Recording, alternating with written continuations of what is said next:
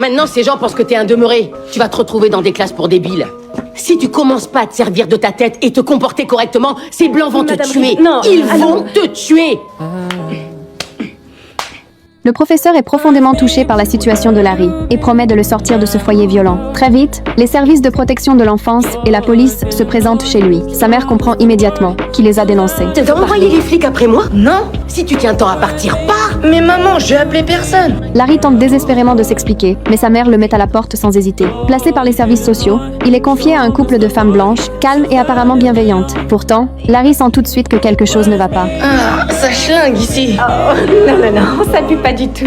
Le pire arrive à l'heure du dîner. Son assiette est remplie d'aliments qui lui donnent la nausée. Mais c'est dégueu.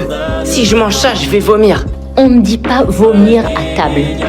Mais c'est dégueu.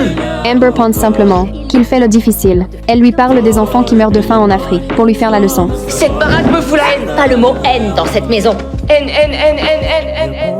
Les protestations de Larry ne servent à rien. Dans cette maison, il n'a même pas sa propre chambre. On le punit en le forçant à travailler et en le privant de repas. Alors qu'il est au bord de l'effondrement, une opportunité se présente enfin. Oh, wow, gamin, j'ai Ramenez-moi failli chez tirer moi. dessus. J'ai appris ma leçon, je déteste mes nouveaux parents. Ils savent pas cuisiner, ils me font dormir Écoute, dans un placard. ok, tu calmes. Quoi, tes parents t'ont fait ça? Mes deux mamans.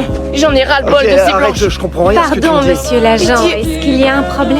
Larry demande de l'aide à la police. Mais malgré les explications peu convaincantes d'Amber, les agents choisissent de croire la mère blanche. Après cette tentative d'évasion ratée, Larry fait un cauchemar terrifiant cette nuit-là. Si tu commences pas à te servir de ta tête et te comporter correctement, ces blancs vont te tuer. Ils vont te tuer. C'est quoi ton problème? Il se réveille en sursaut, le corps couvert de sueur. Amber entre alors dans la pièce et annonce un voyage familial au Grand Canyon. Un sentiment d'angoisse inédit envahit Larry. Au cœur de la nuit, il observe discrètement leurs gestes, ce qu'il entend. Le glace de peur. Je crois pas en être capable. Regarde pas en arrière.